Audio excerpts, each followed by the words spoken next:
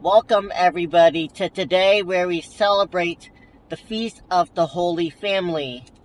And so, if we reflect upon today's Holy Gospel for today, notice that Jesus was with a family to which he has Mary, the Mother of God, and Blessed Saint Joseph. And so, with that being said, each and every one of us are called to continue to understand about the importance of the role of every family member. And so, if we recall, Mary was the one that bore a son and named him Jesus because she received a calling from St. Gabriel that it is God's calling. And so why did Jesus come into this world? If we are to recall, he wants to save each and every one of us from our own sins. And so therefore, last Christmas, when we celebrated it, Jesus was born in a manger because he was not welcomed into a place where he can be born in a comfortable situation. But he had to instead be born at the poorest place that you could have ever imagined. Think of it like you do not have any money and you're pregnant and you're already having to give birth to a son. Chances are it's going to be very, very painful to the extent that there's nobody there to take care of it. Mary received this calling to bear a son and name him Jesus and accepted the calling. And so with that being said, let's talk about St. Joseph for a second. So if we recall St. Joseph, we know that he also had a calling to go and take Mary as his wife. And he was a righteous man. And despite many attempts to divorce Mary quietly, he decided that by the calling, take Mary as his wife. And so what does this remind each and every one of us? That despite series of challenges to which we face, Jesus had a good family to which they were blessed. And so, therefore, Mary was conceived without sin, and St. Joseph was also a righteous person as well. And so, today's Holy Gospel encompasses the time of when King Herod actually wanted to go and kill Jesus. And so, with that being said, right when Jesus was actually born, King Herod had sent the 3 shepherds to go and see Jesus and then go proclaim to him the news so that he can also come too. But it's not for the purpose of adoring Jesus, but to kill Jesus. And so what had happened? The 3 shepherds went to see Jesus, and they were so overjoyed to the extent that when they had left, the stars pointed them at a different direction, away from King Herod. And so, today's gospel focuses on King Herod trying to kill Jesus. And so, what had actually happened? Well, St. Joseph also received a calling in a dream. And this is where God had called him to go to Egypt, because King Herod is planning to destroy all the 2-year-olds. King Herod was deprived of his own selfishness because he believed in his own power, his own authority, to the extent that instead of adoring Jesus, he let his own personal desires drive him away. And so King Herod had planned on killing Jesus to the extent that Joseph and his family actually fled to Egypt. And it's for longer periods of time until King Herod had died, and then the angel told Saint Joseph to go back, for King Herod had died. And so what lesson can we derive from the Holy Gospel for today? First of all, each and every one of us here are called to accept God's calling, because we place our trust in the Lord, knowing that He's going to help guide each and every one of us along the way, so that we can live a good life. The life to which Christ has brought before each and every one of us. And so, I would like to borrow the reflection from this morning of when they celebrated the funeral mass. And this homily that the Father had given had encompassed one of the most important aspects as to why each and every one of us here have family and why we are living this life today. What purpose do we have here?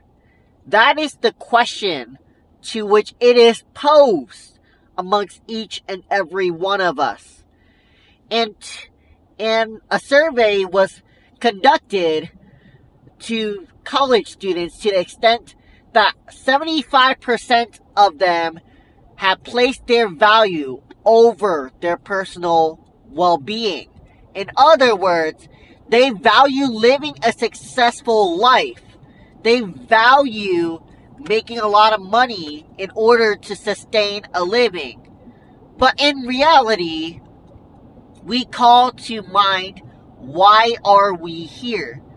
And our family helps us to be able to determine why we are living this life to which we are living right now.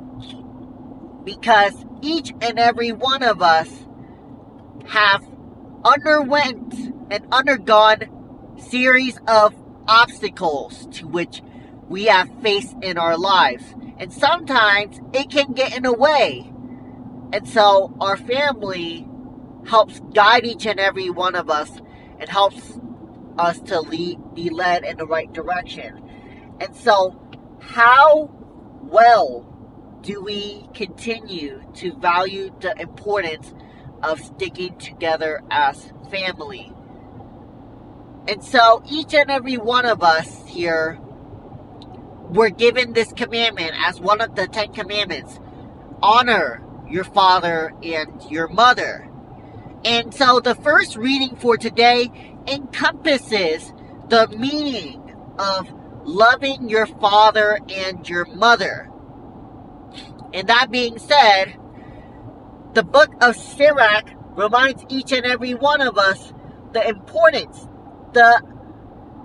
values that our mothers and our fathers has brought upon each and every one of us. So, let's put this into perspective. When we were once born, what were the roles of the mothers and what were the roles of our fathers? Our mothers had been responsible for giving birth to each and every one of us so that we can live a life. And our mothers helped take care of each and every one of us because the mother had underwent many things in order for us to remain healthy. And how about the fathers on the other hand? The father is a symbol for encouragement, to which the father wants their children to continue to grow throughout series of life. And so, with that being said, every parent has a role and responsibility into being able to maintain a stable family. And if we are to look at this, think about when Elizabeth and Zechariah bore a son and named him John. Elizabeth, who was old, had bore a son and And Zechariah had named him John the Baptist. And so, with that being said, every parent has a role in help shaping how the child is going to live their life.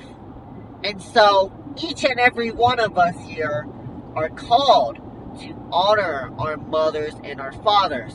Why is that? Because we got to realize that our parents are our first teachers. They teach each and every one of us how to live life right and just. And so, if we ever do something wrong in our families, realize that we're never struggling through this alone. Our parents also had to struggle through our own actions to teach us and guide us in the right direction. And so in reality, it is the parents who help shape how the child is going to behave, how the child is going to think and interact towards one another. And so it is the responsibility of the parents to help ensure that the child is in the right shape and form. And what is the responsibility of the child? Well, just like all of us, everybody has free will. We have choices that we can make in our lives. And so our actions, our decisions that we make truly impact the amount of love that we get from our family. And sometimes our actions may be considered right, while other times our actions may be considered wrong. And so with that being said, our parents are more like our counselors, to which they help provide counsel to each and every one of us so that we can live the best life possible. And sometimes it may involve going through a series of sacrifices that may allow each and every one of us to be drawn closer to God. And so I would like for each and every one of us to continue to reflect upon the miracles that our parents has done for each and every one of us. How much sacrifice that they had to put forth. How much time they had to take in order for each and every one of us here to maintain a stable life. And so all of us here, through the Feast of the Holy Family, are called to show appreciation to all of our family members as they play an important role as to how each and every one of us here are to live our lives. And we have decisions that we should make in our lives. And so, do we want to continue to show and express our love to our parents? Or are we the type of people who think just about themselves to the extent that they will pretty soon enter into a disturbing life to which nobody wants to ever go through? And so I invite each and every one of us to think about our own actions that we make amongst our family members.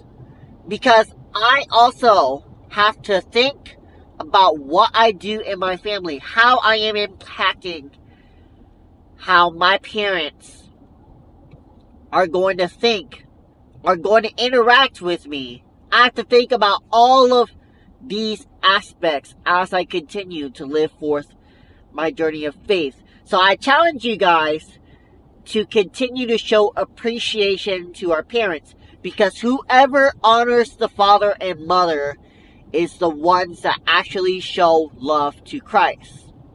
Because if we think about it, we cannot love God unless we love our neighbors as ourselves. And so I challenge each and every one of us to continue to show gratitude towards our family members, because they help provide support to each and every one of us to the extent that we're able to live the life we're able to live today.